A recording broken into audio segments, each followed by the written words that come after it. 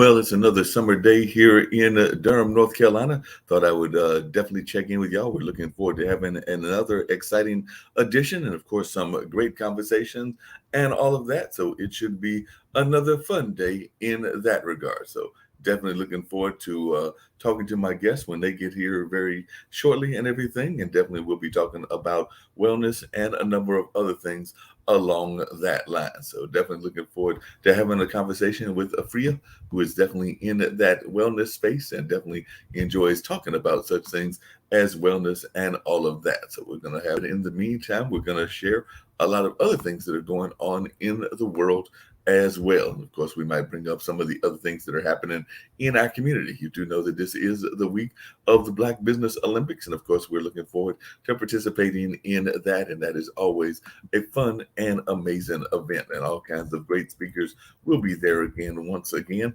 of course. And we're looking forward to great conversations from folks like Sharon Campbell, definitely Maxine Burrow McCoy, and definitely looking forward to a number of other great speakers as well. I believe Fran Harris will be back with us, and some other newer speakers will be joining as well. And of course, we've got some of the Mod Squad, some of the ones that have been with us before. That's the moderators, and of course, some new ones as well. So definitely looking forward to some great conversations with all of those folks doing this great event that takes place now pretty much quarterly. So definitely looking forward to some amazing things being learned in that regards. And I know a lot of other folks are looking forward to that as well. People are already planning their schedule to be involved in that for the next week or so. So definitely, well, the next week, because that's right, it'll start, and it has started, and it'll run until the Sunday, the 29th. So definitely, that will be a great thing that a lot of folks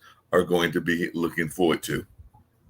By the way, we know that a lot of people are trying to be economical in these hard times, and one of the ways they're doing that is dollar stores. Yes, and of course, everything that has a boom might have a dark side as well. So that's one of the articles that I've been reading about was more Americans are seeking out bargain bin prices for everyday needs as inflation rises and job losses disproportionately impact low-income earners. While this trend has fueled tremendous growth for dollar stores, the Washington Post reports it has also turbocharged income inequality. Dollar stores tend to concentrate in low income neighborhoods, with most locations lacking fresh food and other offerings that these areas need. So, like I said, there can be a good part of dollar stores, but also a bad part as well. And that's actually what one of these articles is putting into perspective and all of that. So, the explosive rise of dollar stores is yet another example of how the pandemic has reshaped the economy and widened the gulf between the wealthiest and poorest Americas. It's definitely something that folks are paying attention to. As a matter of fact, the one of the reporters for the Washington Post said it's a striking disparity in this country. There is now dollar store and there is Whole Foods land, said Stacy Mitchell, co-director of the Institute for Local Self-Reliance. And if you live in Whole Foods land, it's very hard for people to understand just how desperate circumstances are for the rest of the country. And we do know that, you're trying to find affordable food and all of that. And sometimes it can be definitely something that can be devastating and all of that. So definitely that's one of the things that we're seeing. And another person that works at Trimble said another example of the growing income disparities in our country. When people lack empathy, it's hard for them to understand and accept this reality. More often relying only on what they experience over the reality of what others experience. People often chant entitlements and abuse of government programs like unemployment, SNAP, etc., are often ignoring the reality on the ground and not denying the benefits of building a stable society. So that's one of the things that has been put out there and that a lot of folks are thinking about as well. So that's just some of the things that folks might have on their mind, and maybe it's on your mind as well. Don't forget, we're always looking forward to having conversations with not just our guests, but also the folks that are watching. So if you got any thoughts about some of the things that I'm saying or that I'm reporting, definitely I would love to hear from you as well. And we're also hearing that some people are considering that maybe college isn't for them. They're saying that the case for college is weakening. So the promise that a college degree could set you on a path to expanded opportunity, no matter your background, has begun to fall apart. The boost in wealth you can expect from a bachelor's has declined sharply over the past decades, according to analysis from the Federal Reserve of St. Louis. What went wrong? Two recently published books, Adam Harris, The State Must Provide, and Josh Mitchell's The Debt Trap, trace these problems to separate but related stories. Higher education legacy of racial discrimination and the formation of a student loan system that has saddled millions with stifling debt. And I can definitely relate to that as well. Both Harris and Mitchell offer several proposed solutions, from leveling the funding playing field for historically black colleges and universities to reconstruction the student loan system. So definitely that'll be interesting what folks have to say about that, and whether that is something that they would be willing to even look at. So the promise that a college degree could open financial and professional doors has fallen flat for many Americans in recent years. Two recently published books from The Atlantic's Adam Harris and, like I said, the Wall Street Journal's Josh Mitchell have definitely helped us look into this uh, disparity. And of course, different folks are coming up with different thoughts around what they're saying and all of that. As a matter of fact, Michael M., a retired grants manager, said there is a model that provides a great return on investment, but doesn't give much ink. And that's actually a model that I know is prided right here in North Carolina. The community college system does an excellent job of preparing people through certificate programs. Some of these certificate programs provide access to jobs with pretty high incomes. And I know that definitely we've had folks here on this network that have talked about community colleges. And I believe Mr. Rao might be trying to get some of them to come back in the near future. So workforce training grants through the Department of Labor and state workforce commissions increasingly integrate internship programs through the various training programs. Community colleges are doing exactly what they were designed to do, but for some reason are left out of the higher education model discussion. So definitely that is an interesting thought that folks are having about that particular story and its impact on us and all of that. So definitely some great things happening there. I see that my guest is here, so I'm going to bring her in, and we're going to have a great conversation and all of that. So if y'all will hold on, I'm going to bring Afro Life Wealth into the conversation and see what they've got going on as well. So, Afreeyah, I'm hoping that you're with me and that you're able to join in the conversation. Definitely looking forward to having people learn more about what you're doing, what's happening in your life, and all of that. I was just giving a little bit of a rundown of some of the news that was going on in society and all of that. But we definitely met through Potted, which is a website that has in the past helped me find great guests. And I know that I'm looking forward to having our conversation, and part of our conversation is around health, because I do know that you and your company are very much about that health journey, and to know that that is an important journey for all of us to have, and we need to be having these conversations on a regular basis. So I guess I'll just dive in and ask you how you're doing, how things are going in your part of the world, and then maybe we could share a little bit about the reason that health and healthy living is so important to you. So how are you doing on this particular lovely day? Greetings, Mark. It's a pleasure and an honor to be with you. Yes, I look very much forward to having this chance to delve into what I do and express my role and in health and my journey along the way. It's been up and down. It's been forever growing, still growing. How am I doing? I'm doing really good. It's not probably as sunny as where you are. It's quite overcast, but we always give thanks and praises. And I'm very excited about today. It's just 10 minutes past 5 p.m. And yeah, it's evening time. So Sounds yeah. great.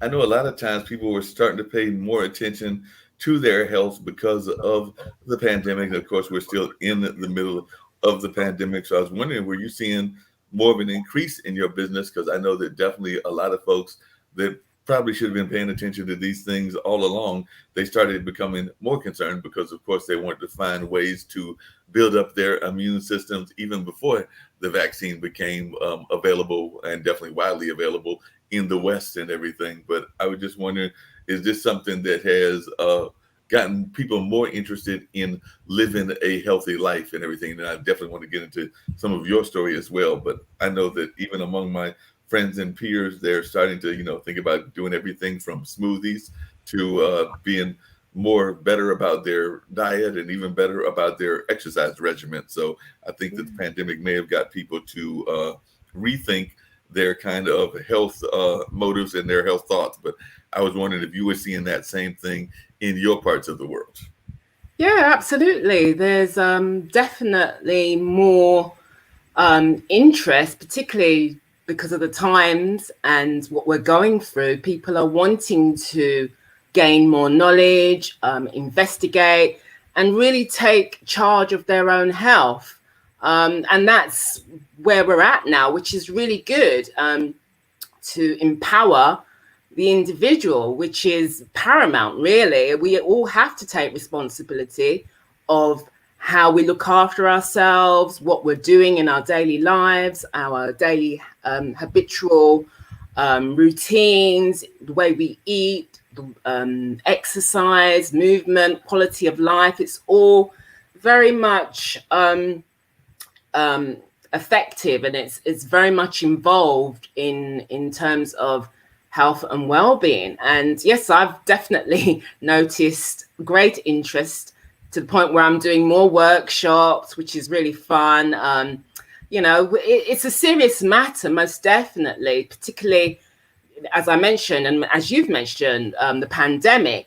But I would say it's very interesting because now, as we know, we have a lot of information at just at the matter of just tapping our buttons on our keyboards. We can find out whatever it is we want to know about certain conditions, health matters. There is a wealth of information out there. So, there's really no excuse. But you do get the other side. You get one extreme and then you get the other extreme where people still are carrying on doing what they're doing, and they're not really that much concerned about their health, and they're still carrying on as normal. I have somebody that I know who's had cancer, this is his third time. Wow. And he's beaten it, and even to this day he's in remission. But it does beg the question about his lifestyle. What is he doing? When he does suffer this condition, he completely changes his lifestyle. He changes his eating. He's more in tune with himself. He's more very vigilant on what he's doing in terms of his health. But then once he's in remission and he's given the okay, slides right back down into old habits, old ways. And it's like, some people, him included, are playing Russian roulette with their lives. It's quite incredible how some people do things.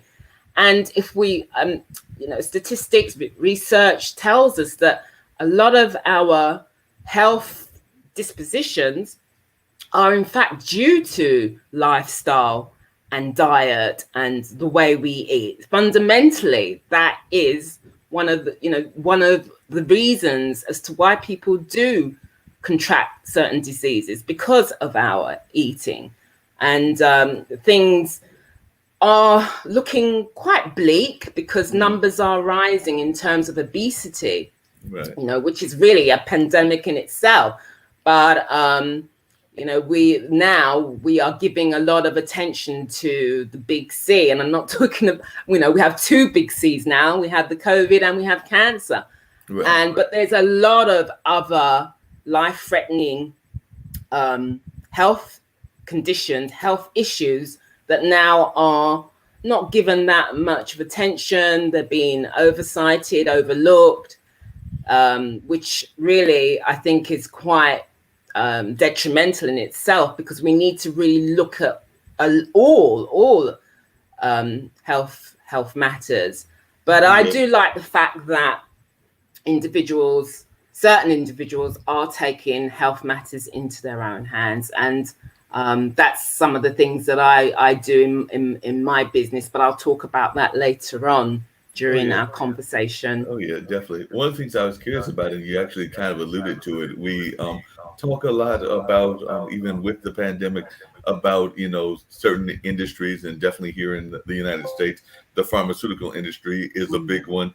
But here in the United States, the fast food industry is also a big one, and I'm probably just as guilty of anybody else of going way too much to those fast food restaurants. I probably have, well, no, probably I do have a few extra pounds on me and everything from eating too much at those fast food restaurants, kind of like what you were talking about with your friend who is probably also a client and everything. But what do you do to suggest that people do better, maybe like making smoothies or making some of the more natural foods, and avoiding the trip to McDonald's or Wendy's or whatever the various fast food restaurants are? Because I would argue that they are probably maybe as dangerous a lobby as the lobbies with the pharmaceutical industry and everything, because they definitely are not going to be happy when they lose business as well, even though some of them do try to serve what they might consider a healthy option. But a lot of times those are very scant, and sometimes the prices aren't that great either. So what do you say when people are telling you that they're in that rush? Because I know that that's usually the reason that I put out there for ordering, and sometimes it's even ordering from like those fast food kind of like delivery services, be that DoorDash or Grubhub, which is what we have in the United States. I know there are other ones that are over there in like London and some of the African nations and things of that nature. So when people are telling you that they're too busy and they're not eating healthy, so what is your answer to them? Yeah, well, there's always room for improvement, myself included, Mark. I'm not perfect. We all have our certain weaknesses, but we have to understand, particularly in the West, that we're living in an obesogenic society where things have been put in place purposely for us to be tempted, to be enticed, to make the choices that we do in terms of when we are food purchasing. I mean, when you go into your food stores, what do you normally see? You see rows and rows and rows of color Right. Yeah. of all different types of foods, all different shapes and different labels. And a lot of these foods are processed foods, Mm-hmm. and the way they have been manufactured in itself, it really is quite addictive. Even just before you even consume these foods, just looking at the labels, the kinds of offers, buy one get one free, I'm sure you have the same where Yeah. you are, and we are being inundated with all this I won't say conspiracy, but we are being inundated, enticed to buy these sorts of foods. And then when we get home and we eat them, these foods in themselves are laced with certain amount of chemicals. And these chemicals are very, very addictive. All these additives, preservatives, they are really, really addictive. I mean, sugar, that should be a class A drug, I tell you, because it's in everything. Why is it in savory food? Why is it in like foods that are supposed to be sour and and not sweet? But yet you'll find them in all kinds of different foods what you wouldn't even expect. And when you see the quantity that they of sugar, it's really quite insidious. The way they even describe it and the amount, it's a lot. It's a lot. And so it's not our fault, really, but we have to be really, really vigilant and read labels. That would be my first tip. When you're going, I know you may think, oh gosh, I've got to read labels now, but really and truly, really try to read them and try to understand, because even though the information is on display, they still try to confuse us when they actually have these labels. And you'll see like sugar, when it's in its list, will be maybe at the top. That means that it contains a lot of sugar, but the percentage may be small. So you really have to be like an investigator. They'll say, oh, this is natural, but not all natural things are healthy. So you have to weigh up granola bars. They are the amount of sugar and salt in a granola bar. So also another tip I would say is to try and I know we are busy, we have busy lifestyles, people have several jobs, they're trying to put food on the table and so forth and so forth. But try and carve out some time to cook, prepare your own meals, really and truly, because what's going into your dish. Right. You can control the amount of salt that you put in your curries or whatever it is that you're making. You can control the amount of sugar that you're putting in a cake.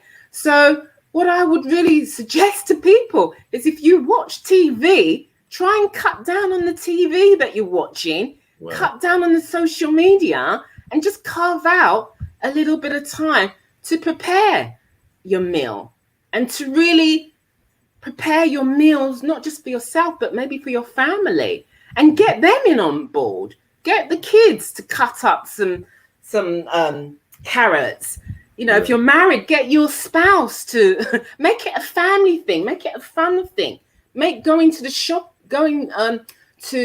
shopping, make it fun. Ask your children, where are you going to get your vitamin A from? What food produce are you going to get your vitamin D or E or your minerals from? Try and educate your children through doing everyday life things that we do.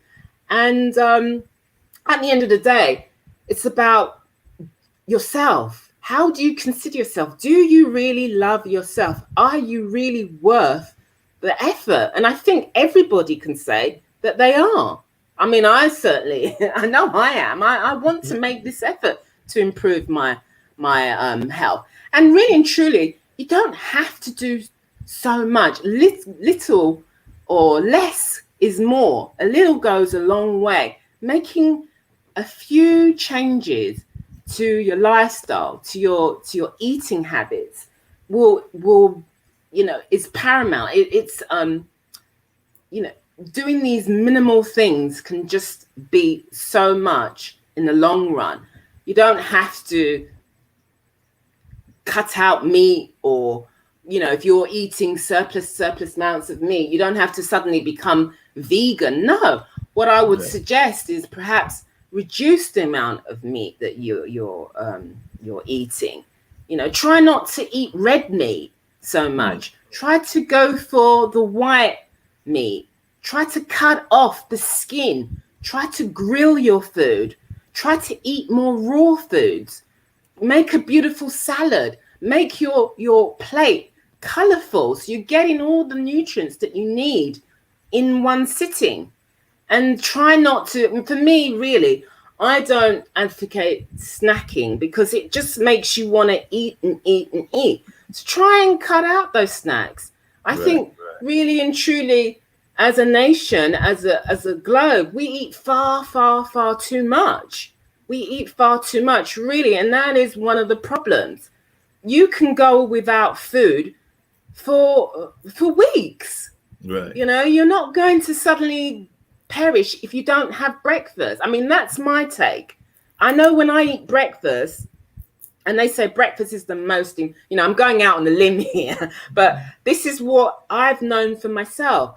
They say that breakfast is the most important meal. It may be, but when I eat breakfast, I know from in myself, I will graze the whole day. I will Mm. eat, eat, eat, eat, eat. I don't know what it is. But if I don't have breakfast and I don't eat until at least after 12 o'clock in the afternoon, I have more energy. I don't eat as much and I'm still sustained. So that's my experiment. And I know like a certain, friends and clients of mine have attested to the same thing. So if you miss out a meal, you're not going to perish. I remember when I was at school, we used to pay for our school dinners Mhm. on a daily basis. And there were some children who forgot to bring their dinner money. And I remember my headmistress, she would say, right, okay, you're not going to have your dinner. And she was really like a tough nut. And she would exclude those children. Yes, they Right. didn't get their lunch. But they'd come back to school the next day, nothing happened to them. So if you Mm. do miss a meal, it's not the end of the world. You don't have to suddenly think, oh my gosh, I've missed a meal, I've got to make up for it. Because one thing with the human anatomy, digestion takes up a lot of energy. It Oh yeah. really, really does. It pulls in all the reserves, all the energy. So if you're eating continuously, think what that's doing to that digestive system. It's pulling so much energy to try and sustain that mechanism within the body rather than using the body to construct it, to repair, for growth. No, it's bringing all the reserves for digestion. And then if you're not eliminating as well, all that is being digested is remaining in the body. Right. And it's just putrefying, and you'll have your waste is remain within you. So no wonder people are becoming bigger, because waste in itself, you some people carry around 20 pounds of Yeah. waste because they're not eliminating. So in that respect, you're carrying unnecessary weight, as well as the fatty substances, and as well as all the necessary, all the nasty things that we were not getting rid of. So can you imagine what's going on in your body?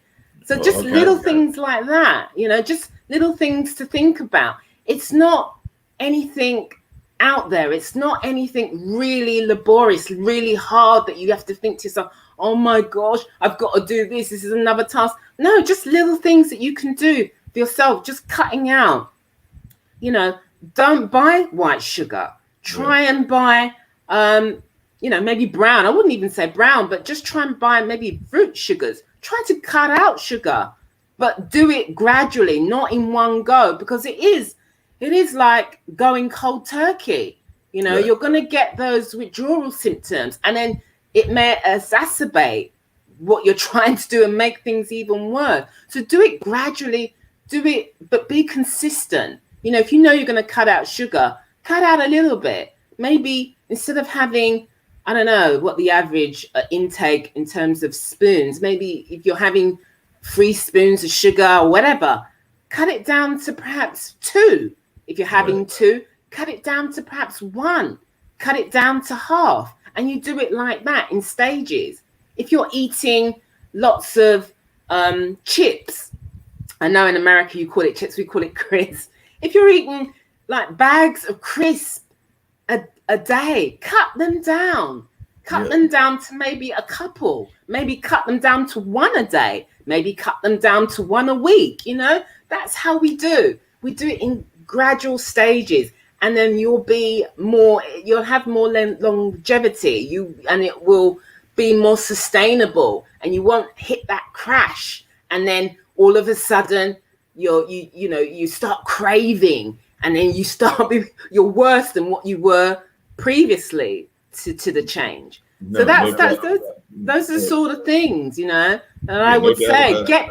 Get your friends and family, because one of the things that can happen, you have made a decision to say, right, I'm going to do this. I'm full on. I'm really going to do this. But the people around you are unhelpful. They're eating all the foods that you are trying to abstain from, and you're constantly being tempted. You might not have that strong willpower. Right. So get friends and let them know that, look, this is what I'm doing. Please help me.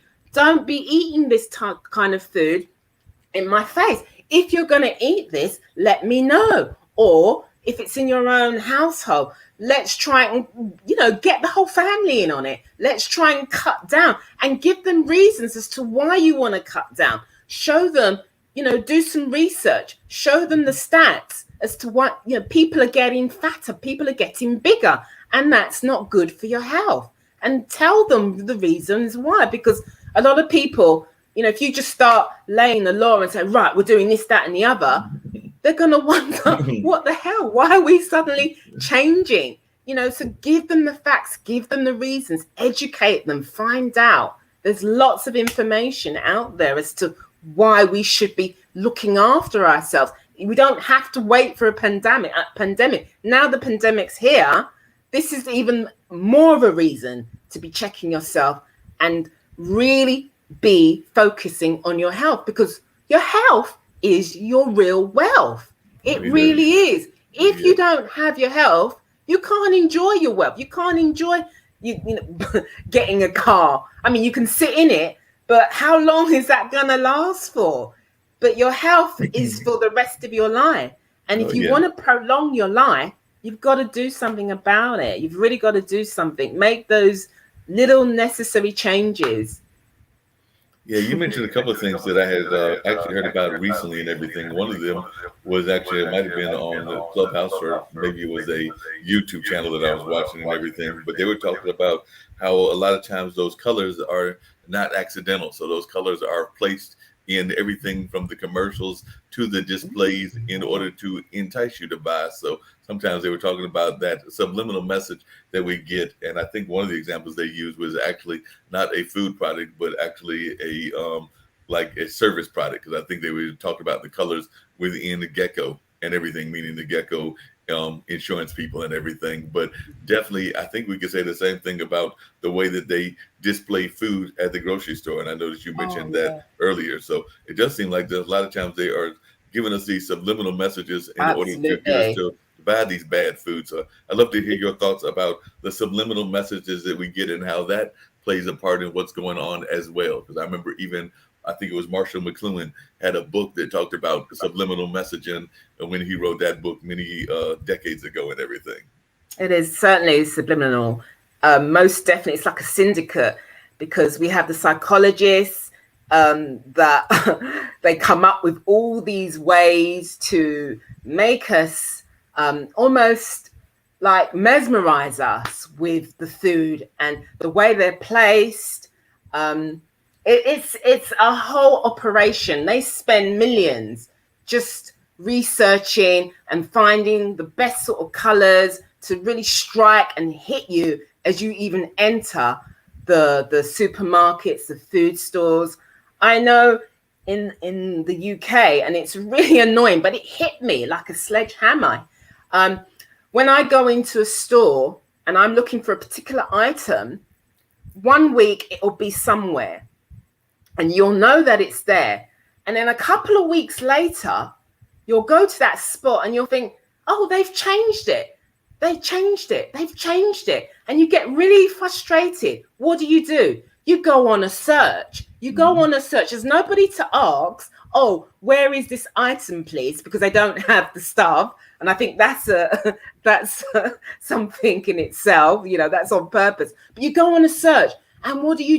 You see these offers, buy one, get one free. And then you start, you walk in intending to buy that one item, but you come out with a whole heap of different items. And I bet most of those are processed, all these kind of, I don't think that food is cheap, because it isn't cheap, particularly in the long run, when you think about your health. But you come out with all these discounted offers, which you hadn't intended to buy. You intended to buy one thing, but because you couldn't find that one thing, and you went all around the houses looking for it, and on your way looking for it, you saw all these discounts and started filling up your basket with all different, and that's on purpose. And these are the sort of gimmicks and procedures that they do, and they spend millions. The colors, the striking colors that hit you, the reds, the yellows. If you look at certain labels, it will just literally dance at you, screaming at you, please buy me, please buy me. And that's what people do. They start buying. And then packaging as well, things, the way items have been packaged, we're getting more robust, more bigger, or very vibrant and very cumbersome types of packaging now, which also is displayed on the aisles. And it really is a procedure to continuously make us buy. None of the health foods are really on a Disney. Well, they are in certain respects, but not to the point of these processed foods that they really want us to take home and go home with and come back and buy them again and continuously keep buying these products, because, like I said before, they are laced with additives, things that make us so addicted to them. Sometimes now in stores, they have like bakeries. They have a bakery within the store, and you can smell the bread being baked. And what do? You go and buy the bread. And that's the way they grab us. McDonald's, when you walk in, you see all the lighting. Now everything's digitized, and you can just go and order your food on a screen. It makes it so much more practical. It makes it so much more easier. Fast food. But it's a fast way to end up in a very unhealthy, maybe fatalistic way when we really, really think about it. So I don't know if you had a chance to hear the story before that I was doing mention of. It was one of the stories that was earlier and everything, but they were talking about how a lot of times in our poor communities, they are going to the dollar stores, and I would even argue the convenience stores as well, where some of our richer neighbors may be going to like Whole Foods, or as a friend of mine likes to call it, whole paychecks, because of its price points and everything. So I was just wondering, because sometimes if you go to those stores, the dollar store, they may not have the same kind of selection, and they definitely don't have the same kind of healthy selection.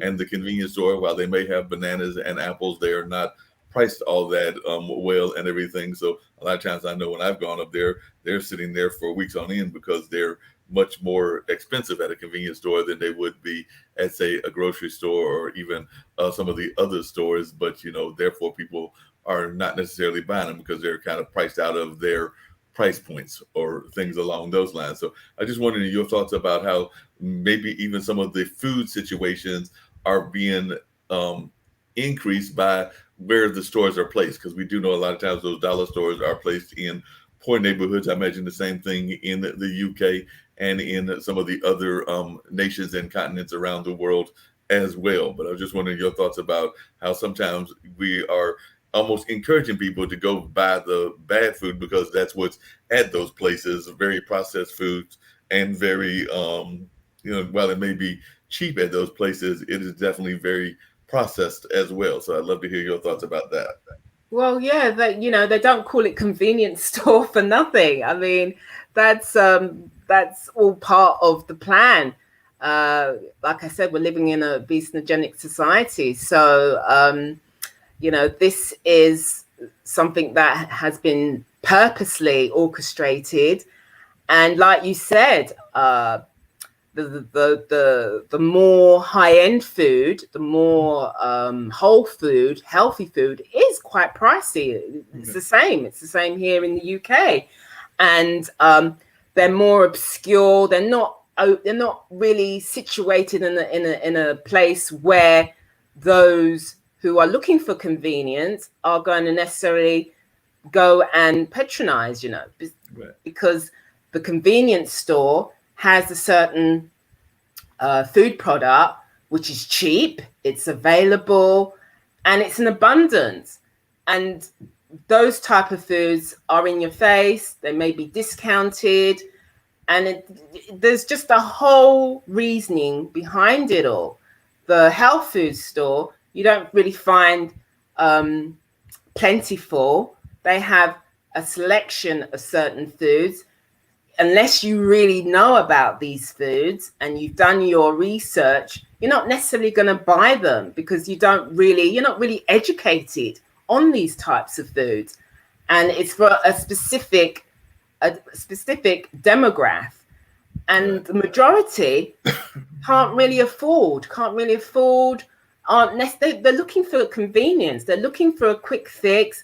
They may, people may be working, they may be really, really busy, really faced with life situations, life in itself. So they're not really going to be thinking, the average man and woman household are not really going to be thinking that, oh, I'm going to go and get some mung beans and I'm going to sprout them, and those sprouted mug beans will be ready for me in like more like a week's time. No, they want something where they can perhaps shove in the microwave, press the microwave, bing, it's ready. You've got a ready-made meal, and the kids are going to be satisfied. I can do that. I can then go and put my feet up, put on the TV, watch the latest soap. Do you know what I mean? No, I definitely know what you mean and everything. The other thing that sometimes startles me, but doesn't startle me, is what we do. And I know that you're definitely more, as I recall, plant-based in the ways that you go about your diet and things of that nature. But I have actually seen Super Size Me, the old documentary, and I think that I also saw Food Incorporated, which actually showed what we do, particularly with the big farms around the country, to these animals before we even bother to bring them to our tables and everything of that nature. And I know that definitely some friends of mine watched it, and they might even become temporarily vegetarians after watching that. And I know some others that I think it totally changed their lifestyles, and they definitely became vegetarians and or vegan or some other kind of plant-based type diet and everything. Because I do know that particularly on the commercial farms, those big corporate type farms and everything, that what they do to the animals is very inhumane. And like I said, I know that while we may want to think of animals and wildlife as being part of our food chain, and they are part of the food chain if you have a meat diet and everything, I'm actually a bigger supporter of the smaller farms and domestic farmers. And while they may have some similar habits, I don't think that they are as bad and as evil as our corporate farmers. But I'd love to hear your thoughts, because I know that when I saw those movies, and it might have been another movie that I saw that was similar, it definitely put concern on your mind based on the way that we lead these animals to slaughter, for lack of a better term. Absolutely. I'm really glad you touched on this, because this is definitely dear to my heart. And I haven't been non-meat eater all my life. I started out as a meat eater, but many moons ago. I knew I was predestined to be at least vegetarian. I never really, when I was a young girl, I never really liked eating meat. I would always eat it and chew it and then spit it out, and I got into so much trouble for doing that. And then every Saturday morning, I would go with my mum to the butcher's, and I detested. It was loud. It was so much havoc going on. You'd see the carcasses being hung, then of the chicken, their throats slit. There was blood all over the overalls of those selling the meat. And I mean, I was really young. I wanted to always wait outside, but because I was too young, my mother would say, no, you have to come with me. I can't leave you. But, those are some of the memories that I had. But as I grew up, because I also always used to hang around vegetarian, so I knew I was going to become one.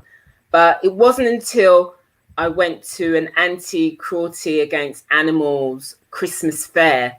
I knew when I stood outside the building, I thought, right, Afreeyah, I know as soon as you step in and then you step out, you are going to be vegetarian. And that's what happened, because I was privy to a lot of information, videos of how animals are reared, how they're slaughtered, and what actually goes on within the meat industry. And it's horrendous.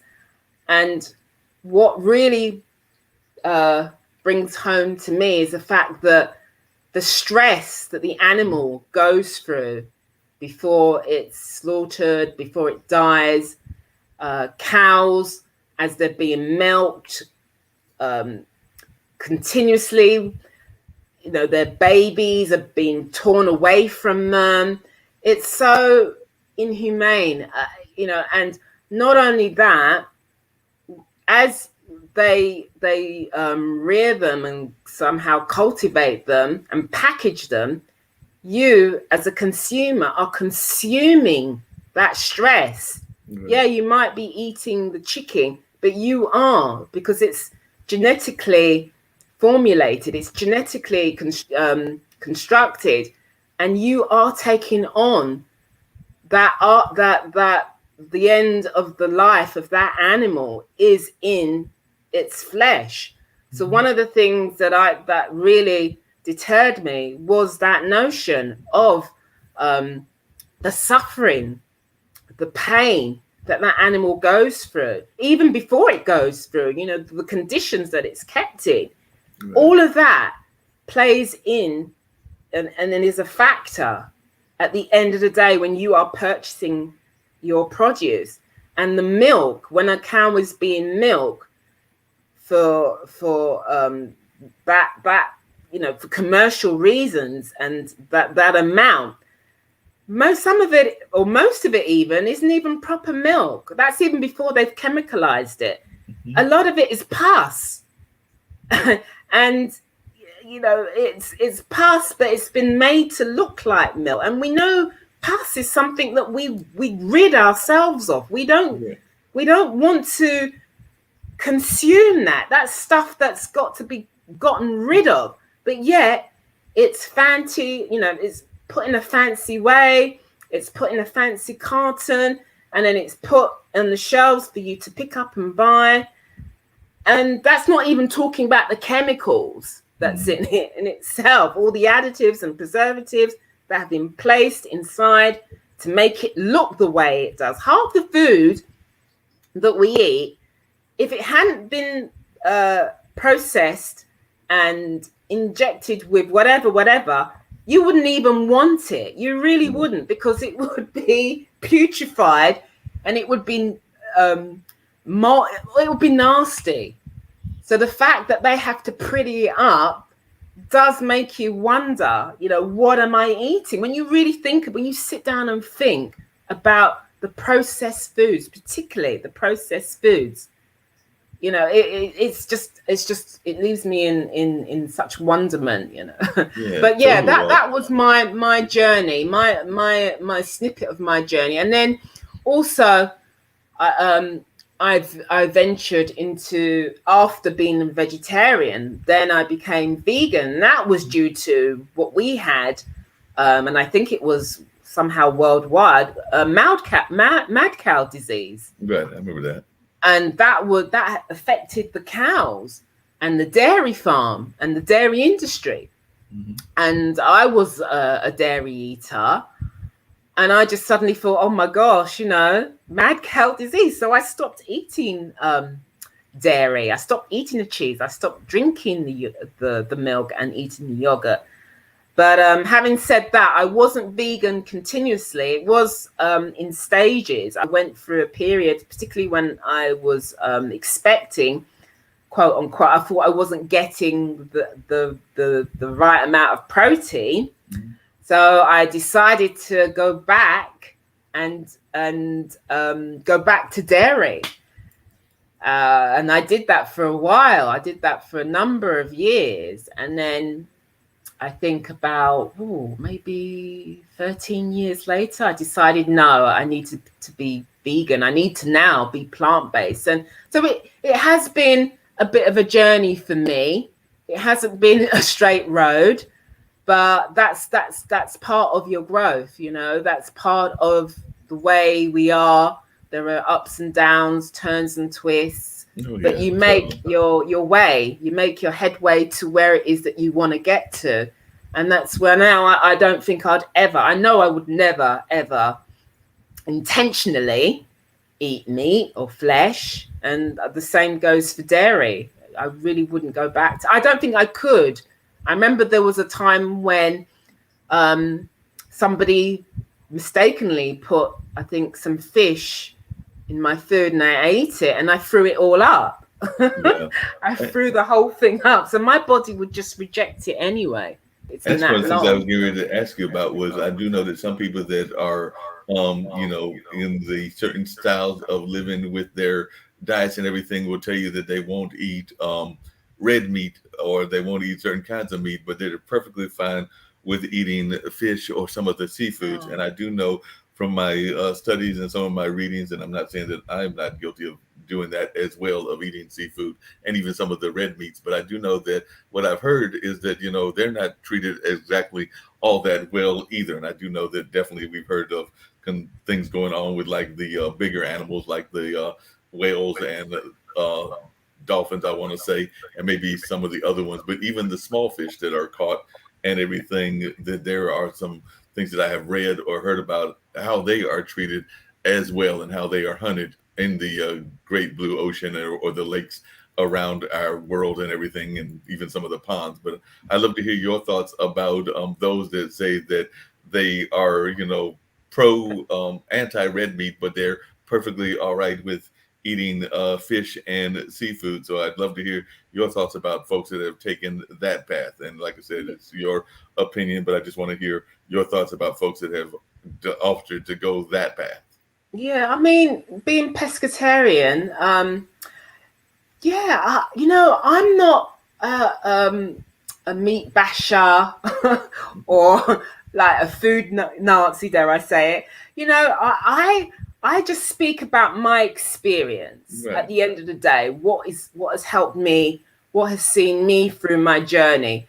In terms of the fishery, they're not plain sailingly safe as well, because there's a lot of mercury now in our estuaries and our um, water estuaries and water environment. Sadly enough, because they are polluting the seas.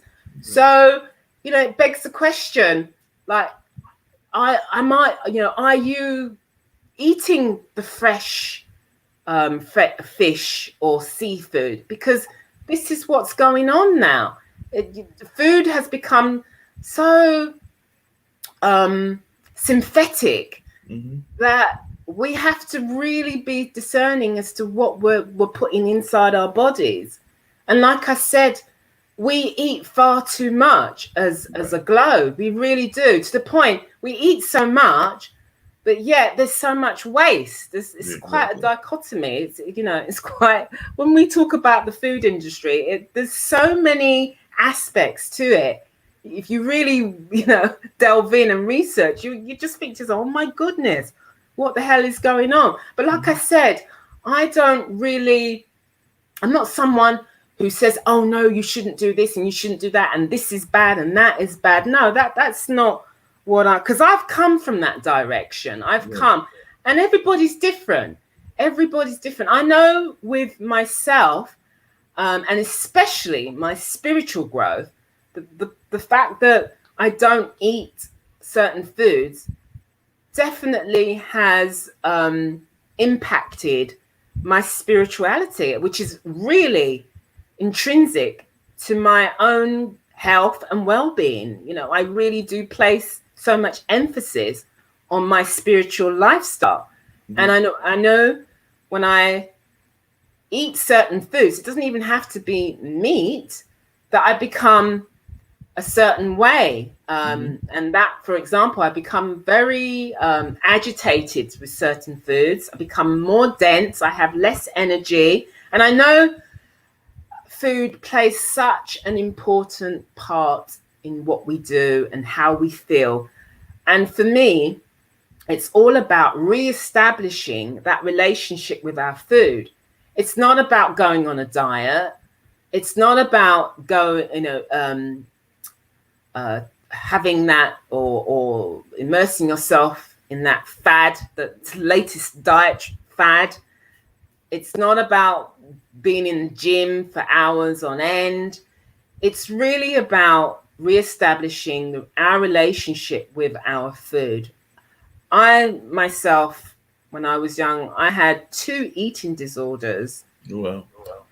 I was a dancer, and as a dancer, you really want to look after your weight, your body. You want to be live. You want to be skinny. I wanted to be skinny.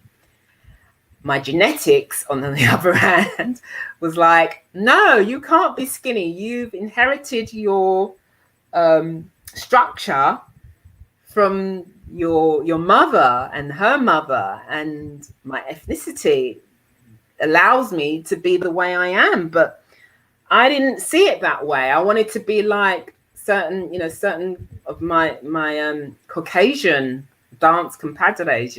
I wanted to be like them, but we were different genetically. So I put myself on an unhealthy diet, and that was really starving myself as a young girl. And I was really angst about my eating. I was eating one minute, binging the next, throwing up the next. And it was awful, especially as a young girl. And then I developed bulimia. I first of all developed anorexia nervosa, and then I developed bulimia. So it was really, really a terrible time for me. And as well as that, I had chronic acne. I had terrible, terrible skin. And this carried on till adult, until I was an adult. So it went from puberty to adult acne. And it was horrendous. And it wasn't until I really, really dug deep and soul searched and said to myself, asked myself, what is going on? I had to ask these questions internally, because the medics couldn't help me. They put me on different, prescribed me different medication, and it just made the whole situation worse. So I knew it was definitely down to me, that I had to take responsibility for my own health. And that's what I did. And in the end, I cured myself of my eating disorders and my acne. Oh, wow. And what I had to do was really reestablish my relationship with my eating. I had to really dig deep. And the whole process led me to abstaining from certain foods. I had to go through a process of elimination, where I eliminated a lot of certain foods, culprit foods. And I was just down to eating very simple grains, no white rice, no white bread, no bread at all, no bread, no wheat. And I was eating copious amounts of fruits and vegetables, and my eating became very, very simplistic. And then I noticed that my skin condition really improved. My eating really changed. And then I decided, okay, everything's coming in, is coming into balance. I'll reintroduce the foods back. And as I did that, I realized that I had an intolerance to certain foods to this day. And I can't eat gluten.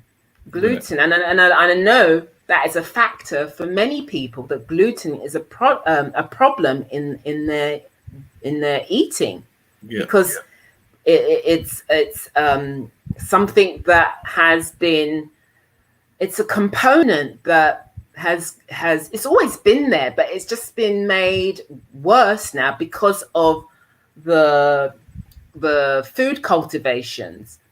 For instance, oats. I love oats. I have to now eat gluten-free. But do you know that oats does not contain gluten? It's only because it gets cross-contaminated with wheat. That's why now it contains gluten.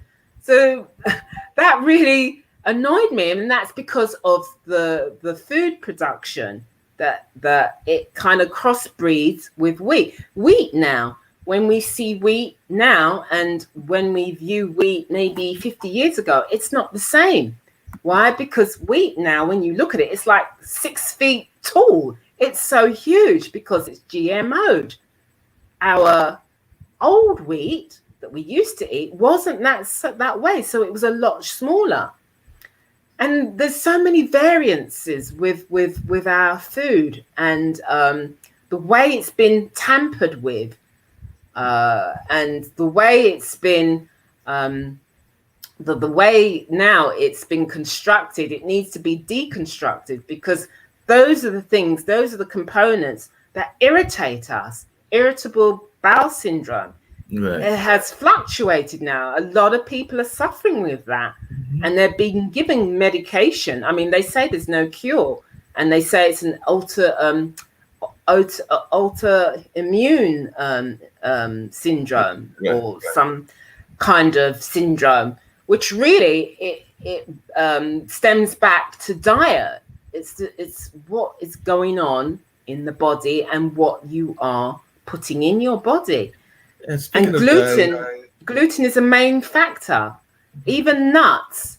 Now, common nuts. We eat nuts. A lot of people eat nuts, but a lot of people have allergies to nuts. Yep. You know, because they're not the real deal. They are the like agricultural practices, and the way they spray the vegetation. We consume that, and a lot of people are suffering with these allergies and intolerances. No doubt about that. One of the things I was going to just bring up really quickly, and I'd love to hear your thoughts about this as well, is, and we've heard a lot of it talked about with the athletes when the Olympics were going on, Simone Biles, and before that, Naomi Osaka, and definitely Michael Phelps came out. And actually, I had the pleasure of interviewing a former Olympian from Canada, and she was actually in the 80s. I believe it was the 88 Olympics. I don't think it was 84, but she was a synchronized swimmer and everything. And she even admitted what you just said, that she had a eating disorder. But you know, at that time, they weren't really talking about therapy and mental health in our community. But I was just wondering your thoughts about the importance of food and food development, even to our mental health. Because like I said, I know that Michelle Cameron Coulter, who was the synchronized swimmer, was on a couple of shows that I've been part of, but she definitely mentions the fact that she didn't find out about her eating disorder until I think after the Olympics, because there wasn't a lot of conversations around that. And I do have friends in the dance world as well, so I know that that's probably a conversation that even exists in that world. So I'd love to hear your thoughts about food and its relevance to our mental health, because definitely I think that they are interconnected, and I'd love to hear your thoughts on that interconnection. Yes, most definitely. You know, when we think about food is our mood. When you eat certain foods, you behave in a certain way. I'm sure if research was done on those who commit crimes, I'm sure they hadn't eaten a sprouted burger, or, you know, a sprouted vegan burger before they committed whatever it is that they committed. You know, food really impacts on us. And certain, particularly like sugar, it gives you that spike. It creates that kind of false high that we have. And that's why we want more of it. It is a drug in itself. And just eating certain foods that have so many food additives, the colors are not natural. You know, these are the things that we are deeming normal, and they're not normal. Excuse me. But yet, you know, children, for instance, when children eat a lot of like these confectionery foods, you know that a child will become hyper. Autism is on the increase. You know, we don't know really what the mother's diet was. You know, the diet impacts on us in every way, mentally, physically, spiritually, emotionally. Just sweets, sugar, junk food.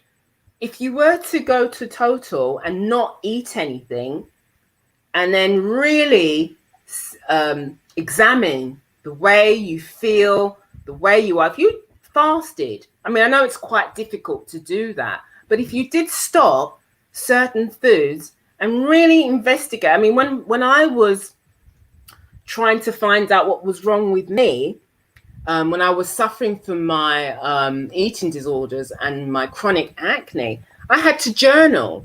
I had to journal everything that I was eating. And one of the things that I really pinpointed was in the rising, when I woke up, I would write how I was feeling. And if I felt a certain way, I would really investigate why I was feeling that. And I would look and turn through the pages and see and really examine what I had ate the day before. And it created a pattern. I could see, and I was able to see that certain foods affected me and it affected my moods. Just like eating bread, for instance. I mean, I don't really want to start saying this food, that food, because that was me individually. But eating bread, I know when I eat a lot of bread, I try not to because I'm intolerant to it anyway, but it's one of those foods that are quite addictive. My mood, I become very, very depressed when I eat a lot of bread. Also, physically, I get lines in my face. I get wrinkles. So, and that could be for different reasons. It could be for the yeast. I don't know, but I know I have a certain aversion to eating bread, and that's just a typical example. You know, when you eat certain foods, they do give off chemical reactions. There's just no, you know, it's not rocket science. Certain foods will definitely make somebody react in a certain way. It's just a given fact. And like I mentioned before, food is your mood. You are what you eat. So you have to be really careful about what you're putting into yourself. And like you say, that Olympian who suffered with an eating disorder, and there wasn't much research, and there still isn't. There's not a lot of research into eating disorders. Who knows why? You know, because that is one of the ways that we are very much tempted in terms of what we eat and how we conduct our lives. You know, it is through food, and food is a major industry, a major commercial industry. So that's probably one of the reasons why there's not a lot of research into eating disorders. I remember when my son, I thought it was hereditary, that wheat intolerance. So I took my son to see a medic, and I suggested this to him, and he thought I was absolutely off my, ludicrous. Right. He really wasn't having it. He was like, oh no, that's not the reason. He wasn't even prepared to even listen to me. So I couldn't even voice my concerns that my son was suffering from a food intolerance, because they just don't want to know. I mean, doctors, they're in their training of how many years? How much training do they get on nutrition? They don't get very much at all. No. They really don't. It's not a feature. So, of course, if you want to go to your doctor and talk about eating disorders and food intolerances, don't be surprised if you get fobbed off, because it's just not a major component in terms of diagnosis or prognosis. There just really isn't that much information. Maybe now there's a little more than what there was when I took my son to the medics. But still, I still most definitely believe we have to take charge of our own health. It's the only way, and we can. We don't need to put power into somebody else. The power is within you, and you can do that. You can do that yourself. Yeah, we can definitely do that ourselves and everything. One of the things I was curious about, and you actually alluded to it a couple of times. Well, two things crossed my mind. One is you talked about your spiritual growth, and I would love to hear you share maybe a little bit more with our audience about how the food journey helped in your spiritual growth, because I definitely consider myself to be, and it's just my thoughts. It doesn't have to do with anybody else's and everything, but I consider myself to be more spiritual than religious. I sometimes feel that our churches get a little bit too caught up in the institutions and the personalities and things of that nature. So, and I also sometimes think that they have a my way or the highway kind of attitude, whereas mine is a little bit more inclusive, meaning that I believe that there is more than one way to make it to heaven's gates and all of that. Not in a rush to get there to find out, but that's just my thoughts and everything. But I would love to hear your thoughts about the food journey and how the food journey has played in your own spiritual growth. Because, like I said, I have a copy somewhere around here of the Bible, and I may pick that up. But I've also probably got some works. I know I've got a tapestry that is of a Buddhist background, if I'm remembering correctly. That's what its history is, and definitely I probably have some other books that have other philosophies in the house as well. But I'd love to hear your thoughts about the spiritual growth and how the spiritual growth has played in with your health journey. Yeah, most definitely. I mean, it's been intrinsic. My spiritual growth has really impacted on my health growth, and now the two have become practically one. My spiritual background goes back again to when I was a young girl. I was brought up in Catholic faith, real strong Catholic faith. Went to a Catholic primary school, a kindergarten school, and I always had questions. I had questions about the validity of Catholicism. I always wondered, Jesus died on the cross. And I'm not knocking Catholicism or Christianity, but this has just been my journey. I've often wondered, like, Jesus had died to save our sins, but humanity was still the same, still sinning. I couldn't really understand. And then, Christianity is very much in the forefront of everything. We are supposed to be, humane and good to one another, loving to one another. But yet there's so many certain atrocities, slavery being one, that was very much, if not part of the Christianity and the Christian faith. And just little things that I always used to ponder. We would study the Bible and we would only study Matthew, Mark, Luke, and John. And I wondered, why don't we start from the very beginning? Why can we not do Genesis? I would voice these questions, but I would just internally voice them. I wouldn't, because I was too timid to actually ask these questions, because I knew they were a little bit, I wouldn't say rebellious, but they were a little bit opposing. And when I was young, it was you didn't oppose in any shape or form. But yeah, that was like the start of it. And then I grew, and then I was still asking certain questions as you do. What's the meaning of life? And spirituality, religion. I like the fact that there's various religions, because we say that God, I use the name Yahweh. Yahweh is unlimited, but why do we limit Yahweh, God, to one faith? Why is one faith monopolizing God when God is unlimited? So just things like that. And then I got into Hare Krishna. And Hare Krishnas is an ancient Indian faith, Hinduism. But that one thing with them, they advocate vegetarianism. So I think that was one of the ways that prolonged my vegetarianism, was being with them and being devoted with them. I had a spell of, within the Hindu faith, wearing a sari, and I loved it. I really loved it. It was very unusual, because for a Black woman to be in that faction, to be wearing a sari, to be doing the haranams, where you go out into town and you have the drummers. I'm sure you may have it where you live. You have the drummers and they're drumming and there's dancing and they're going around singing, and singing Hare Krishna, and I was part of that, and I look upon that as with fond memories.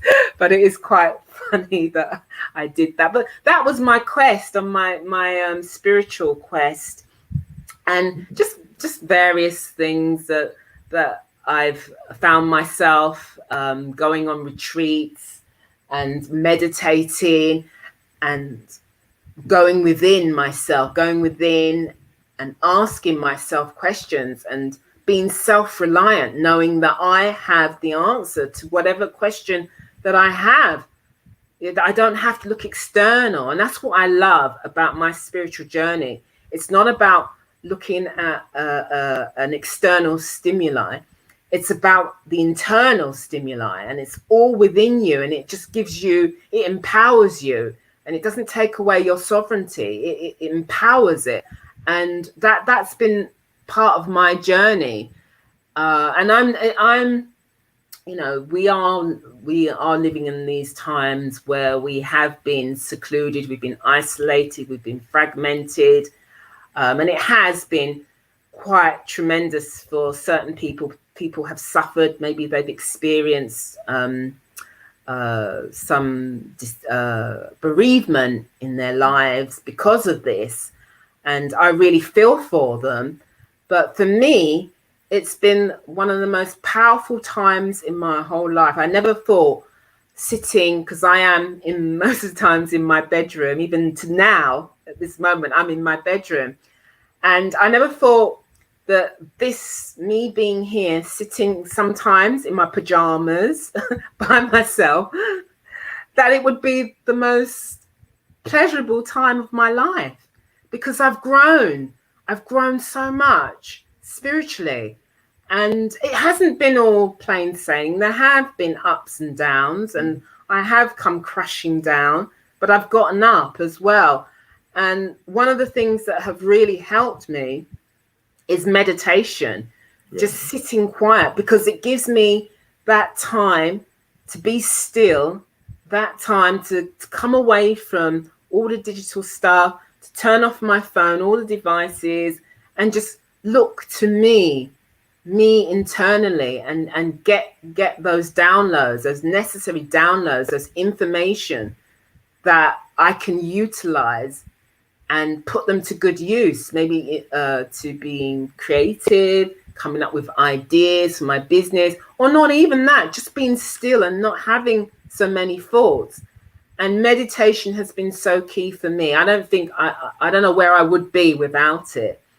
And just also when I've gotten the chance, going out into Mother Nature, going out. I mean, I live in urban London, you know, busy city, but you can always find parks and green areas, green spaces. And I even have a garden as well, which I underutilize, I must say. But I go out at times and I'll go and sit by a tree, and just being by the tree is really healing. It's so calming, it's tranquil, and you just sit there and just be still and breathing in, taking in fresh air, breathing in prana. Sometimes I'll go and take a book, but I try not to do anything. I try not to be busy.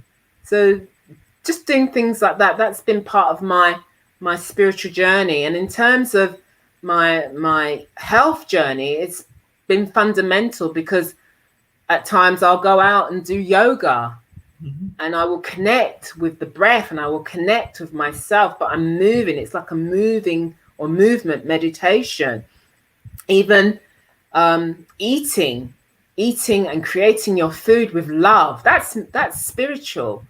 You know, praying over your food, that's spiritual. Showing gratitude, that's spiritual. And one of the things that I really do, and I really would suggest, if you don't do it, try to do it, is to be, when you wake up, the first thing to show the gratitude for waking up, because there are certain people who go to sleep and they don't wake up. They don't wake up in the morning. So just being able to open your eyes and take breath and know that you've slept and you've woken up, that in itself is so spiritual. And just having that gratitude rather than just springing out of bed and thinking, oh, what have I got to do? Oh, I've got to go on my phone.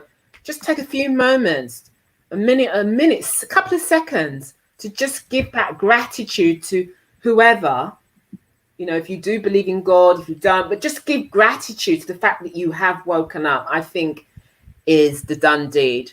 And that is one of my biggest tips. The fact that I'm able to wake up and get on with my day, I have to give major thanks for that. Oh yeah, yeah.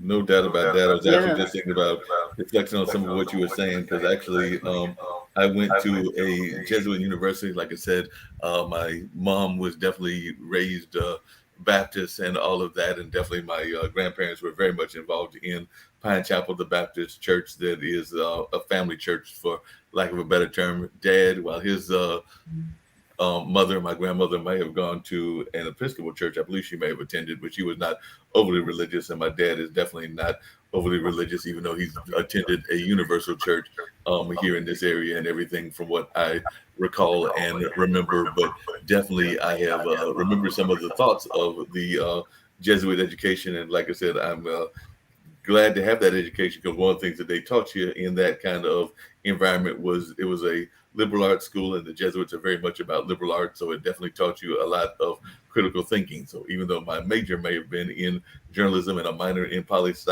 I prided them on teaching me a lot. And of course, I got a minor in religion because pretty much everybody had to get a minor in religion and philosophy because it was a Jesuit university, and it was, I think, either 12 and 9 hours that you were required. I think it was 12 hours of philosophy and 9 hours of theology, or it might have been the opposite. It might have been 12 hours of theology and 9 hours of philosophy. But either way, it's 21 hours of philosophical religious thought. So you might as well call that a second minor and everything that you were required to have in that environment. And when it comes to the Hare Krishnas, I know that I still do some work at a station in Carborough, which is next to Chapel Hill, where UNC is.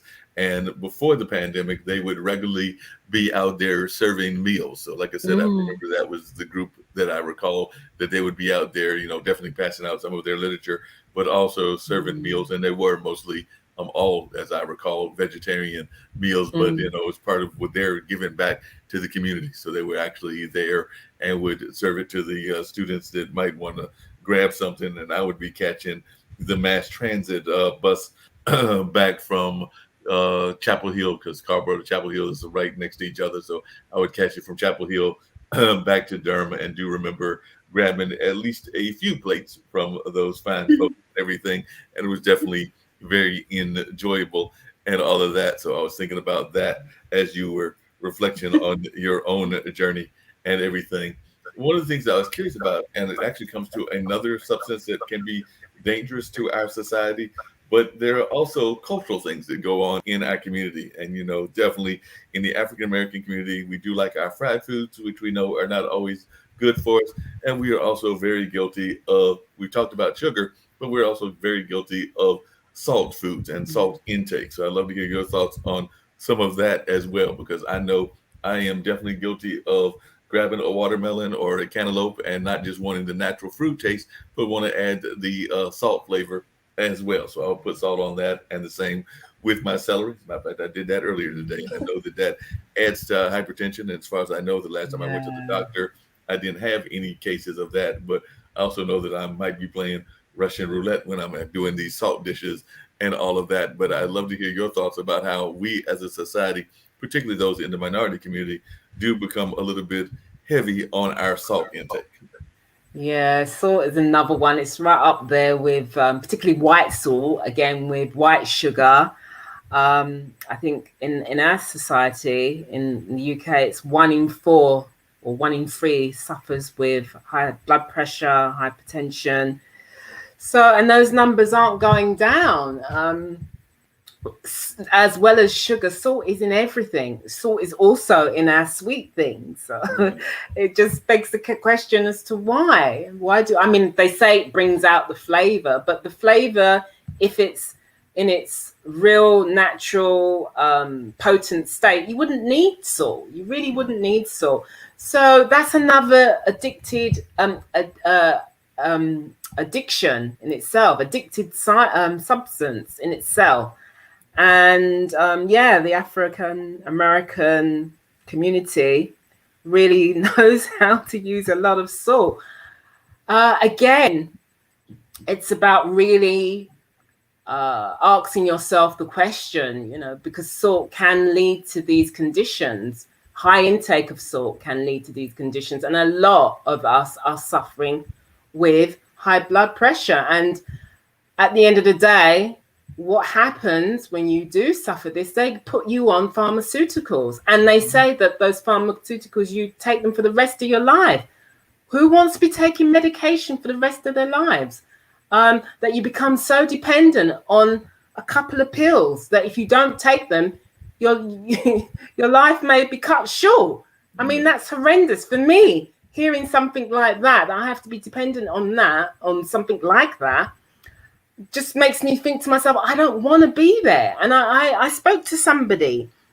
I mean, I'm in my I don't want to give my age away, but I'm a mature woman, and most of my peers are on these high blood pressure tablets. And I spoke to one, and they asked me, they were really quite flabbergasted because I said, no, I'm not on high blood pressure tablets.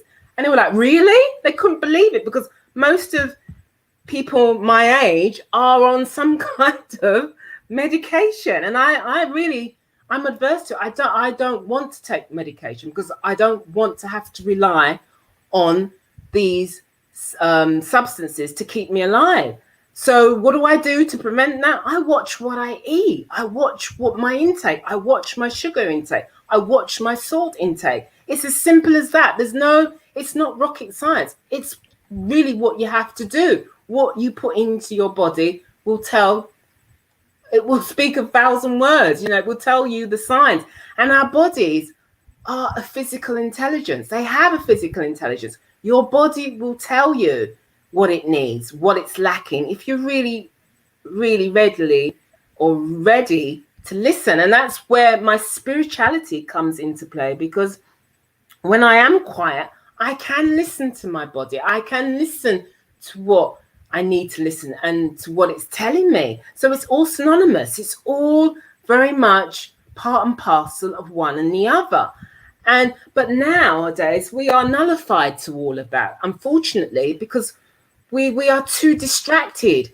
We are too heavily engrossed in things that we don't need to be. I'm not knocking. I'm trying not to knock these things, because they're very much part of our lives. But to the point where, we are obsessed with being on social media. If we're not on it, our lives crumbles, some of us. And it shouldn't be like that. It shouldn't. I'm glad you brought that up, because that's actually one of the questions I was going to go with you at, and everything along those lines is, I know for a fact, I've actually brought up on a couple of these shows that I've done, that our kids are definitely very much engaged in social justice causes, and I find that to be wonderful. And I actually think that they are probably one of the most active and social justice groups that are out there, probably not since my parents' generation, meaning those that were doing adult 20s and everything in the 60s, in the 1960s. That this is a generation that I would compare them to, and in some ways I would even think that they are better in terms of their ability to go past divides, whether that's racial divides, whether that's orientation divides, whether that's class divides, or even religious divides. But on the flip side of that, I do know that a lot of times they get caught up in the like culture, wanting to be liked on social media, wanting to be approved by social media, and the things of that nature. So as a parent, and I heard you mention a son, and I don't know if there's more than one, but as a parent, I was wondering your thoughts about the need to be approved in social media, and maybe if you have any thoughts about them being the activist element. But then as we're talking about food and the food element, I'd also love to hear your thoughts about that, because I do know that a lot of times we diagnose our kids with things like hyperactivity, and Mm, we put them on things like Ritalin and things of that nature. It is my opinion, and I have no kids, but I do have two nephews that, as mm, far as I know, are not on that kind of medication. But a lot of times when I see my friends with kids, or even friends that might have grandkids, I'm sitting there going like, you've got this kid on this or that, but they just look like a typical hyperactive youth to me. And I think a youth in general are hyperactive, but then you add the sugar component, which a lot of our mm, foods have sugar, particularly our cereals and our foods that we mm. give the kids. So I wonder how much of that is played into the foods that they eat as well. Because I know definitely as a youth, I had my fair share of, cornflakes and Fruit Loops and some of the other cereals that are out there. And we know that those are very sugar laced, and Yeah. definitely I can think of some other things that are out there like those uh,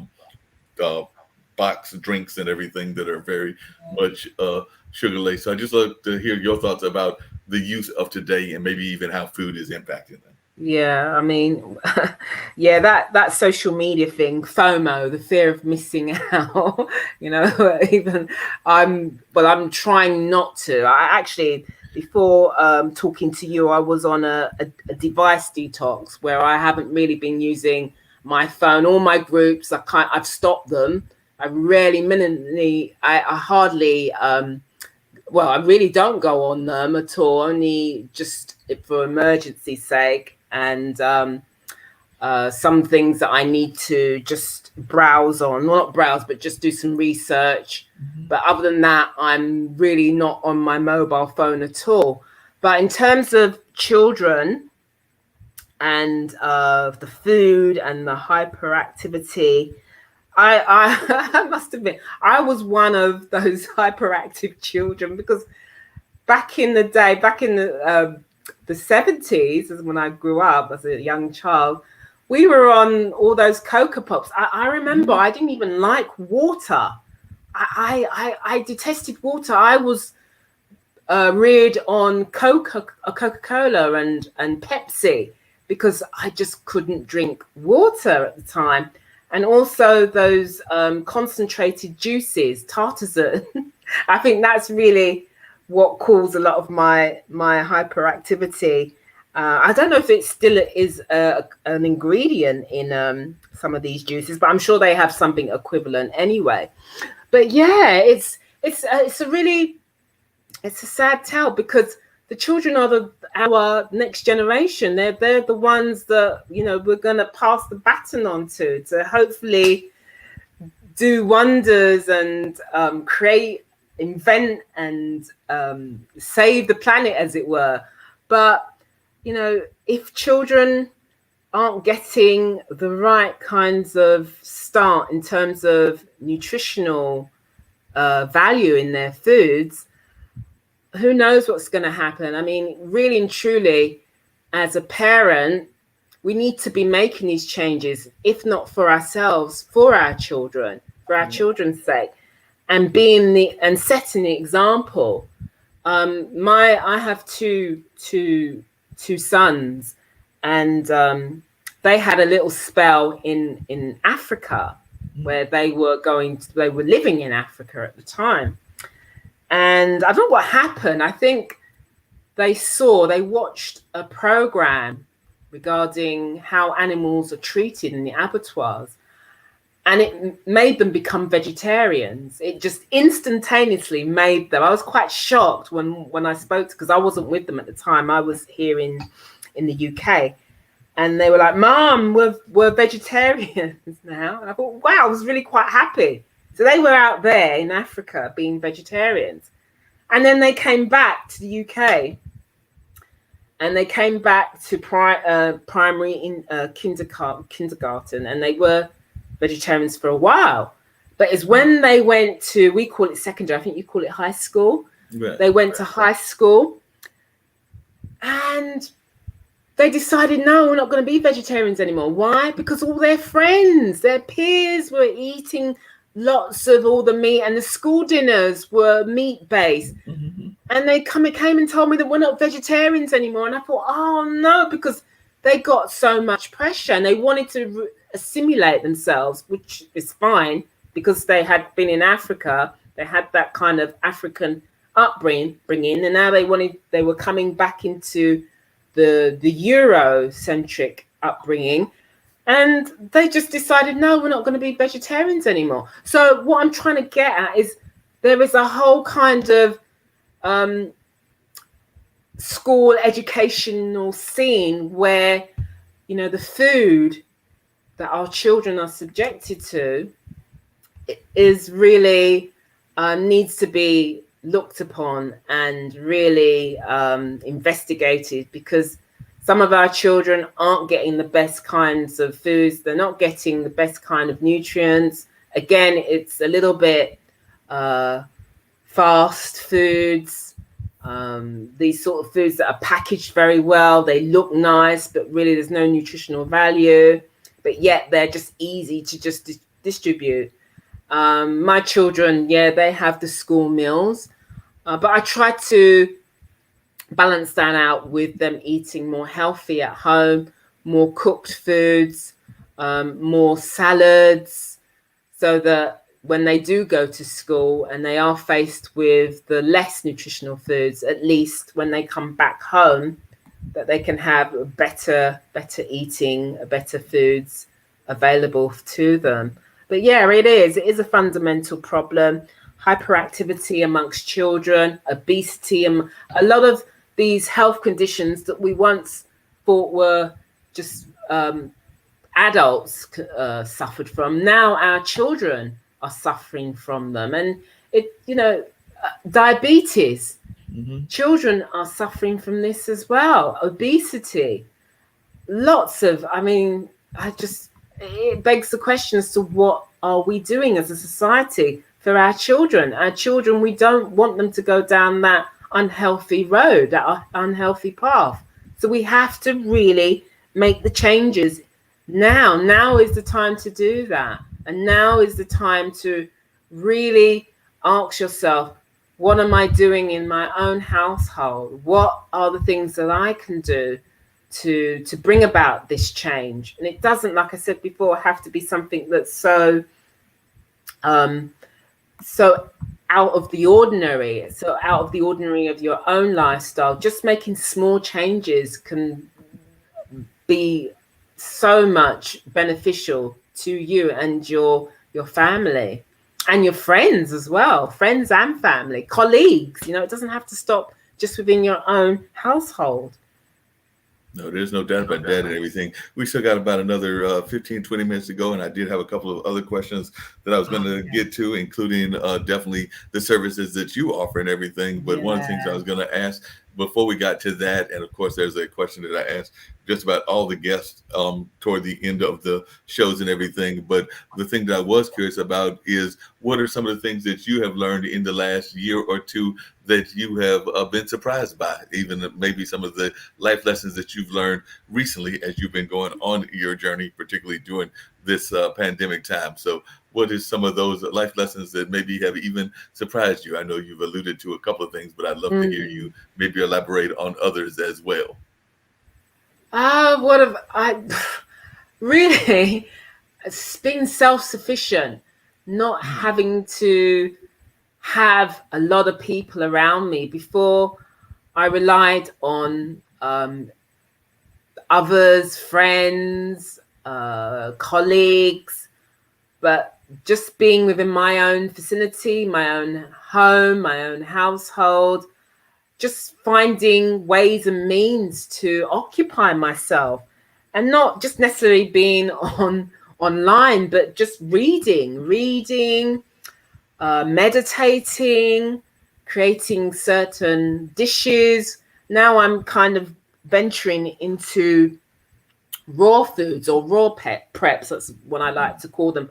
That transitional phase where you're veering from cooked to more raw, less heated foods. So that's what I've been doing, discovering just how easy and how accessible it is. But yeah, I think the major thing for me is just being good with myself, being really satisfied with me. I am enough. I know we've heard that saying a lot, but really it's true. It's the honest truth. Just being here, getting up to little things on my own. And I am a real so solar social person. Right. I just love my own company. But that's not to say that I've just been so isolated. I've met a lot of beautiful souls virtually, which has been a real surprise to me. The amount of people, and that is the beauty of technology. You know, like here, I'm talking to you. I would never have had this opportunity had it not been for technology, and it just goes on and on. I've met people in Australia, people, mounds, lots and lots of people from the States, Bali, it's endless. So that has been the real big thing for me, is the amount of contact that I've made, the encounters that I've come across, just learning from other people and other people's stories. So yeah, technology gets the thumbs up. But yeah, really, I think with me, just self-love, really beginning to understand who I am. And it's made, and I've heard this before, it's made myself and a lot of people self-reflective. It's given us that opportunity to ask and be with ourselves and understand who we are and where we're going, rather than dealing with the hustle and bustle of commuting and going to work and being in that workspace. I know things are changing now where I won't say going back to normal, because it will never be normal, but going back into the external environments, whatever they may be, work, social, leisure, whatever, it's all starting to open up now. But I really love this kind of world for myself, being my own vicinity world, and the virtual world as well. And just loving meeting people and loving what I can discover, and loving about my spiritual journey as well, connecting with the higher beings, which I call God, Yahweh. Some may call God, Jah, whatever. It's all the same as far as I'm concerned. And just being cool with myself, really loving it's about having that relationship with your food, but having that relationship with yourself. They go in sync. They really do go in sync. And I think this time has really alluded to that, has really alluded to the fact that we can really be comfortable with ourselves. We can really be self-reliant, which is so much what I do advocate.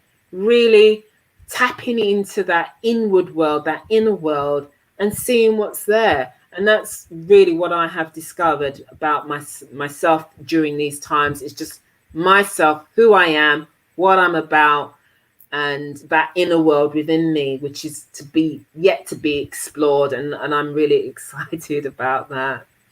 And I think more people are definitely reflecting on their life. And definitely, I see more people paying attention to the environment around them. I heard you alluding to that, even with like the meditation. I've actually got a acquaintance, a friend of mine that actually has grown now their second garden, because they have everything from tomatoes to Oh, sunflower seeds really? that sprouted. I think the last one, it went up to the I'm in an apartment complex, so it actually went to the second floor and everything. So it grew up Wow. that tall and everything. I don't know that this one has grown that tall, but it still is pretty high. And definitely they've got I want to say cucumbers and some other plants, even some basils Yeah. and things of that nature. And they actually are originally from Brazil, so they do use some of that food to create part of their diet that they Mhm. incorporate with whatever other things they've got. And I've got another friend that has a garden and has done some canning and things of that nature. So I think people are getting more in tune with some of their back to nature Yeah.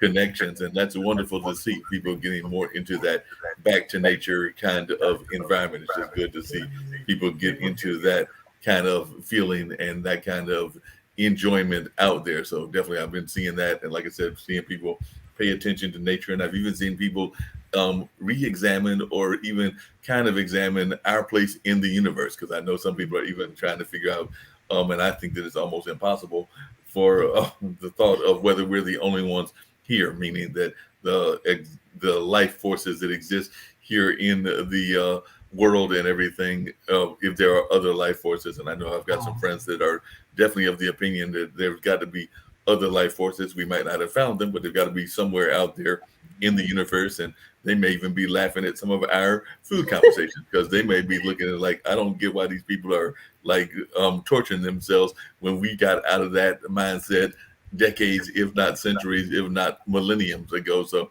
they may be looking at us that way. But that's what I know some of my friends that are into that kind of thought would probably make that argument. But for those that are listening, if you want to comment on that, you can. But for those that are listening, what services do you offer and how can folks find you? I was definitely strolling the About page across the yeah. page for the last few minutes so they can click on that to learn more about what you do. But if you want to share what some of those services are that you offer, I know when I looked, I saw the yoga. I definitely saw some smoothies that you were giving people recipes about, but I'm sure that folks would love to learn about those. And if you also want to share any of your social media that folks can find you at as well, whether that's Instagram, Clubhouse, Facebook, or any of those other sites, I'm sure that our listeners would love to hear that as well.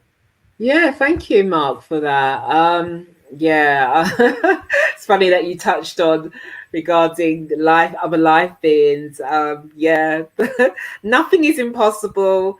I think really and truly, we as a species are quite, I think some of us are quite arrogant to believe that we are the only ones, but that's just my opinion. But yeah, all right.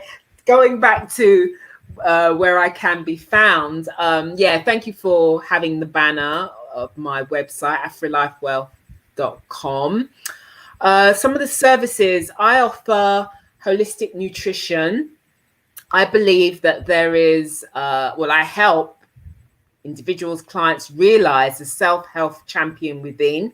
So it's about, again, as my message has been throughout, is that you have the ways and the means to help yourself. You know this already.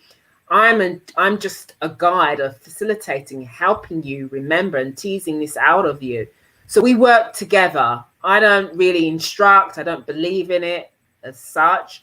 I only facilitate and I offer certain suggestions, but it's really down to the individual to come up with something where we both feel that, yes, this is really realistic and yes, this is achievable.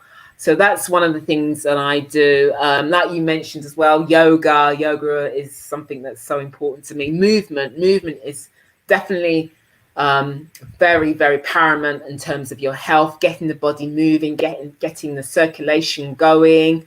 So I do that through yoga, dance, and very, very mild martial arts as well.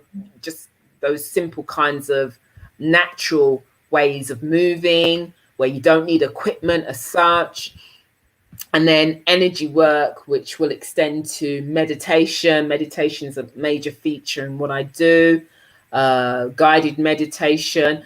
I really feel that you can't really teach someone how to meditate as such. You may get somebody who's, vocalizing meditation, but everybody really knows and has the skill to meditate. It's really about being comfortable and being consistent, because a lot of people think, oh, I'm sitting here and I'm still thinking about the shopping and I'm thinking about this and I'm thinking about that.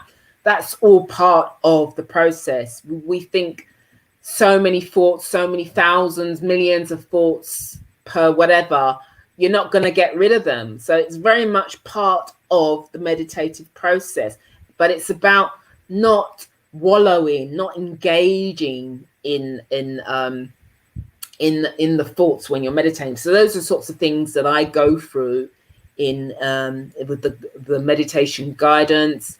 I do crystal energy, chakra therapy, aromatherapy, other kinds of energy work. I also do readings, tarot readings, to help people make certain decisions in their lives. I'm not like a gypsy with. There's nothing wrong with being a gypsy, but I just do it very loosely. I pick out some cards and then I will just say what comes to me, being very intuitive. I will speak what I feel. and that's what I do with the readings. Um, yeah, so I hold one-to-ones, I hold group meetings virtually, particularly presentations. I'm on YouTube. I have a little YouTube channel. I'm on Facebook. LinkedIn is Afrelife Wealth. So if you sort of searched on Afrelife Wealth, you'll find me somewhere, I'm sure.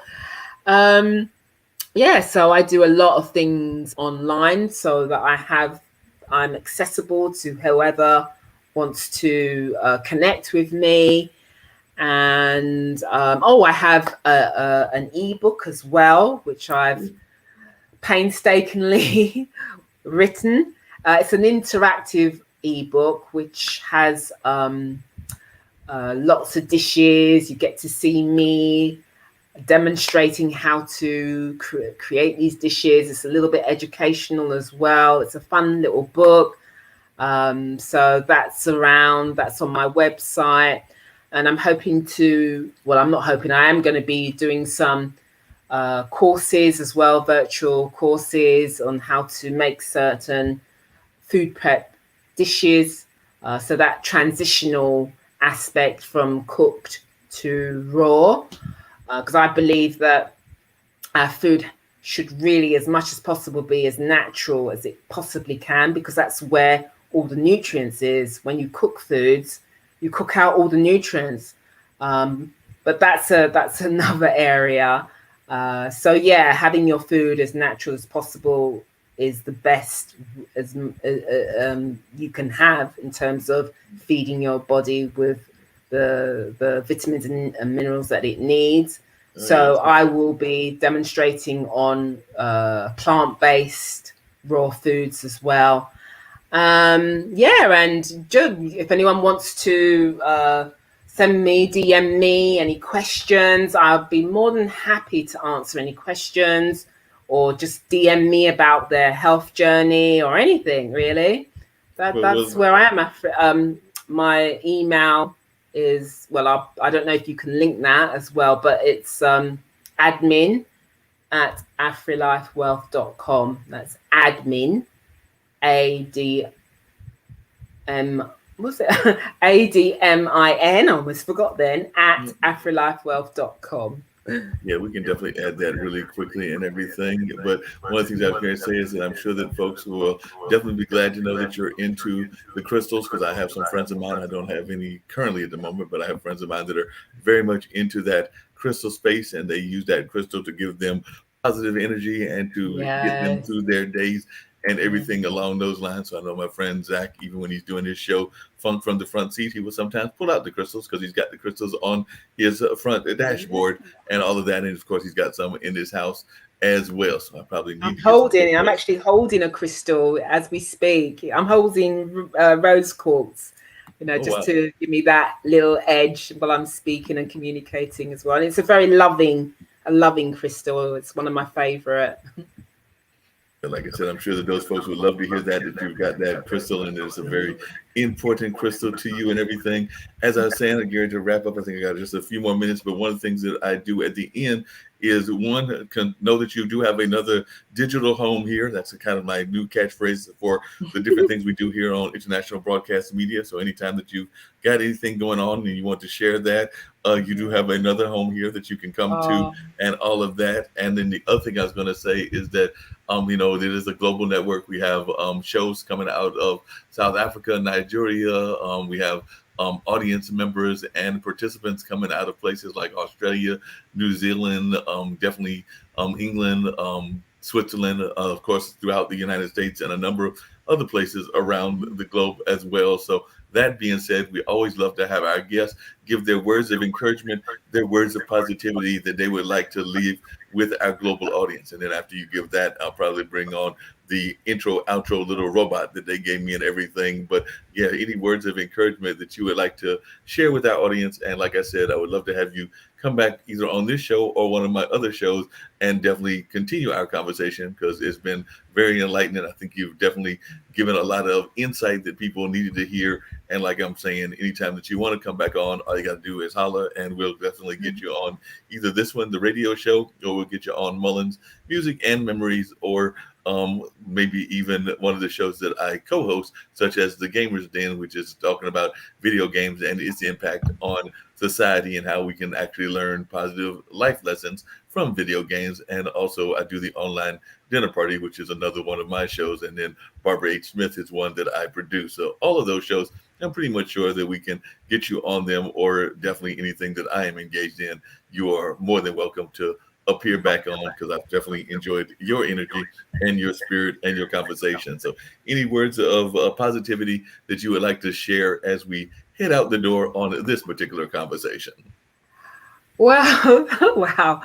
Well, to begin with, I just want to say how honored I was to be on your show, and for you to invite me to have this dialogue, this conversation. It's been so brilliant. I loved it. I didn't think I was going to talk so much, but I have managed to.